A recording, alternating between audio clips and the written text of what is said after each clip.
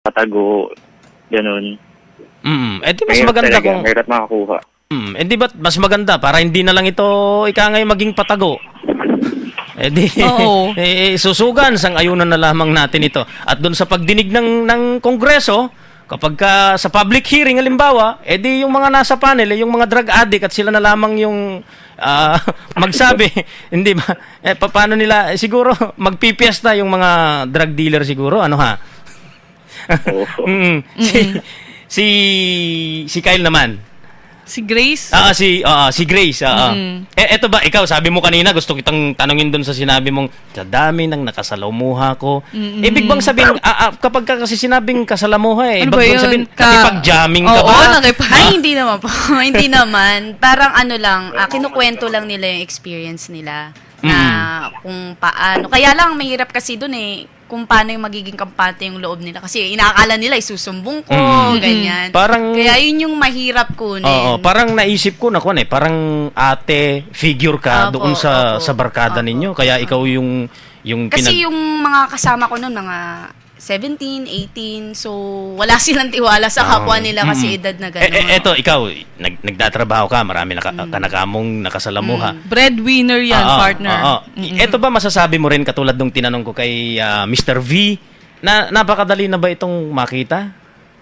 Pakadali na ba itong mabili? At ito, kapag sa mga umpukan, imbis na dati sigarilyo lang ang nakikita, ngayon ba doon sa tahan ng sigarilyo meron na rin kasamang marijuana? Ganun ba? Ano kasi para sa akin nakita ko doon sa mga kabataan, pasimple sila. Pasimple na kakilala ng ganito, kakilala ng ganito, pasa-pasa ba?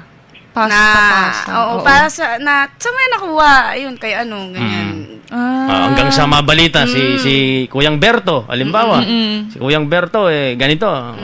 Lalo na po kung yung lugar hindi din naman ganun kahigpit pagdating sa mga batas na ganyan. Pero Grace, ikaw ba ano yung pinangangambahan mong mangyayari? Na negatibong mangyayari sakali na matupad yung legalization ng marijuana? Akin mapapariwara yung kabataan. Tapos mag-start na yan na lumayo siya sa pamilya niya. Kasi, ang niya, kampante na siya sa kabarkada niya na gumagamit na ng ganito. Na, kumbaga, lahat lang ng oo sa kanya sa mga kabarkada niya. Pero, yun yung nakakatakot talaga na ang sisirain nito, buhay ng kabataan and then yung family niya, future niya. Partner, mamaya sa pagbabalik natin, pag-usapan natin yung sino ba yung sa tingin nila dapat lapitan? Sino ba yung sa tingin nila yung makakatulong sa kanila para malayo sa ganitong bisyo? Okay, meron na lamang po tayong 11 minuto bago po mag-ikaapat ng hapon. Magbabalik po ang Boses ng Kabataan. 7 minuto na lamang po ang nalalabi bago po mag-ikaapat ng hapon at pinag-uusapan nga po natin yung legalisasyon po ng marijuana. At partner, yung sinasabi mo kanina? Oo, kung yan, napag-usapan na natin yung epekto nito. Napag-usapan na natin kung gaano siya para sa kanila kadaling makuha. Tanungin naman natin sila, sino ba yung mga tamang tao na dapat sana nilang pagkatiwalaan kung gusto na nilang bumitiw sa ganitong uri ng bisyo? Tanungin natin si Kyle. Siguro yung pagkatiwalaan kasi madali lang yun yung pagkatiwalaan kahit sino kung gusto mo lang talaga pagsabihan. Pero ang maganda sigurong tanong po dyan kung sino yung dapat mo laging samahan. Ayun. Oo, tama yun, hindi ba? Dahil ang sabi nga doon sa lumang kasabihan in English, partner, di ba?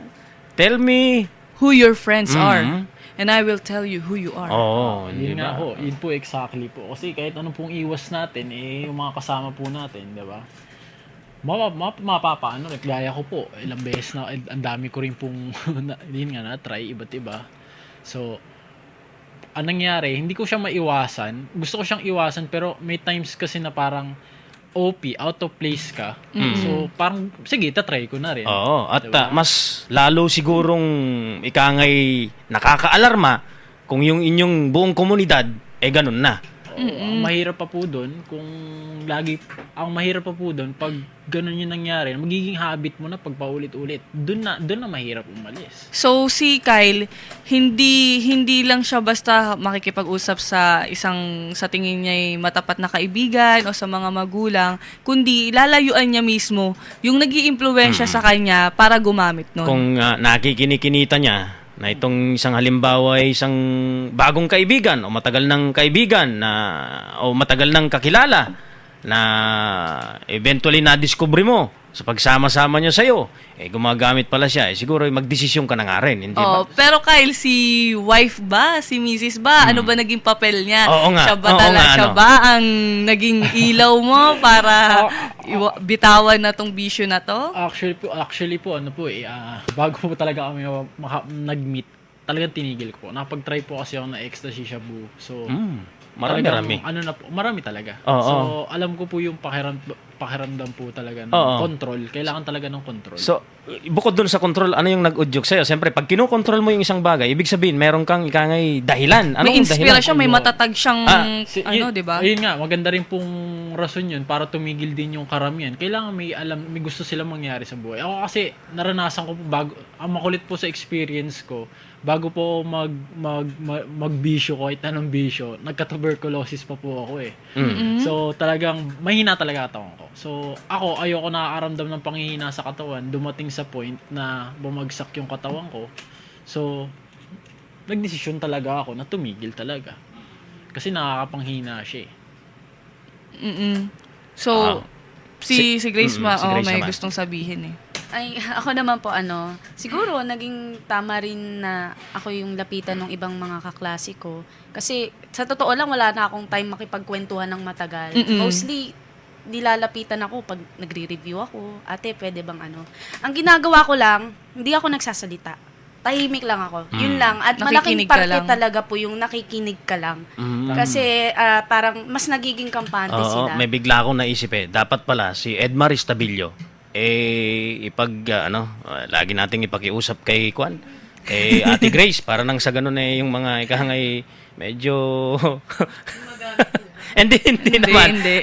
Yung mga mapayuhan siya doon sa kung ano yung ikangay dapat niyang gawin. Oo, partner, kung si Kyle sinasabi niya na self-control, discipline, tsaka yung meron siyang tinatahak, meron siyang gustong mangyari sa buhay niya. Si Grace naman, para sa kanya, yung mga taong dumadanas noon o tumitikim noon at gusto nang umiwas, sana meron silang kaibigan nga na katulad ni Ate Grace na makikinig lang nang hindi huhusgahan yung nagkikwento o yung nagbabahagi. Dahil nga, kung ang gusto na nga talaga nilang bumitiw, kaso hindi nila magawa dahil mali yung nasasamahan nila, tanungin na lang natin panghuli, partner, si Mr. V, kung sa tingin niya sino ba yung dapat niyang lapitan o sino ba yung dapat niyang kausapin para maitigil na to. Sabihin natin sa ibang mga kabataan na nakararanas nito.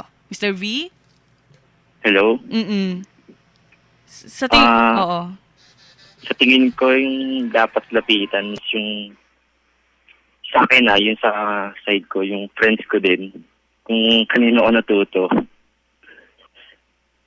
Kasi sila din naman yung mag-uudyok na, kunyari nag-stop ka na, sabihin nila, tara, jam tayo, mga ganyan.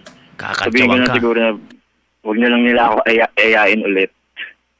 Ayun, Sa kanya naman, hindi niya lang iiwasan para pagsisabihan niya na out na ako dyan. Huwag niyo na akong At asahan mas maganda dyan. kung ang idagdag dyan, hilahin mo Hilahin na mo rin rin sila, sila. palabas dun sa, kung nasaan sila, na medyo matinik, merong mga tinik ng buhay. Pero, partner, Linawin.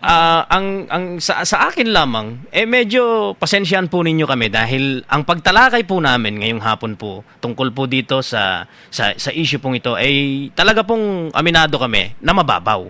At ninais po sana namin na makausap po yung nagsusulong po nito, yung ating isang magaling na mambabatas, si Congressman Rodito Albano, pero hindi po tayo nagkaroon ng pagkakataon para po makapanayam siya.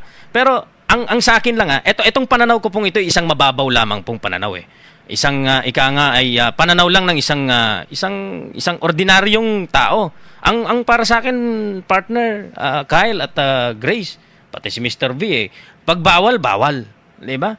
Kapag sinabing bawal, bawal. Aba, kung etong bawal na ito, gagawin mo pang legal, di binigyan mo ng pagkakataon yung mga ikangay nagnanais o nandito na sa ganitong uri ng bisyo na lalo pang iluklok sila o ilugmok sila doon sa kaputikan, hindi ba? Pero ang sa akin lang po, mababaw nga pong pananaw po yun dahil hindi natin nakausap si Congressman Albano.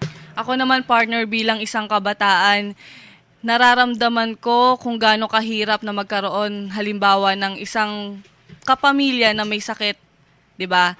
Parang lahat gagawin natin Kahit ano pang mangyari gagawin natin. Sa side na 'yan, sa ganyang pananaw walang hindi sasang-ayon sa diyan. Oo, pero partner, isipin natin na mas malaki yung sabihin natin inilalagay natin sa alanganin.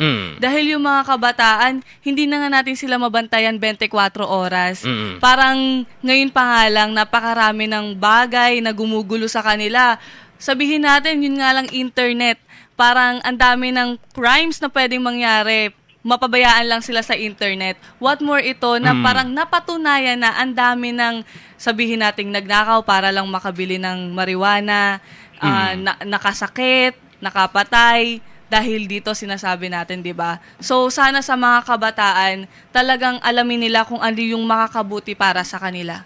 Kapag nakatikim ng marijuana, susubok ng iba hanggang sa mabulaga na lang tayo, sugapa na pala. Tiyak na darami po yung adik na kabataan at masisira po yung kanilang kinabukasan. Hanggang sa susunod po na araw ng Sabado, yan na partner, ang isang oras ng ating talakayan sa Boses ng Kabataan. Hanggang sa susunod na araw po ng Sabado, ako po si Val Gonzales. Makakasama niyo po rin po sa Boses ng Kabataan si Jana Banana Abejero. At kami po'y naglilingkod sa pagbabalita. Programang nagpapahalaga sa lakas at talino ng mga kabataan. Hanggang sa susunod na Sabado, muli nating pakinggan ang Boses ng Kabataan dito sa DZRH.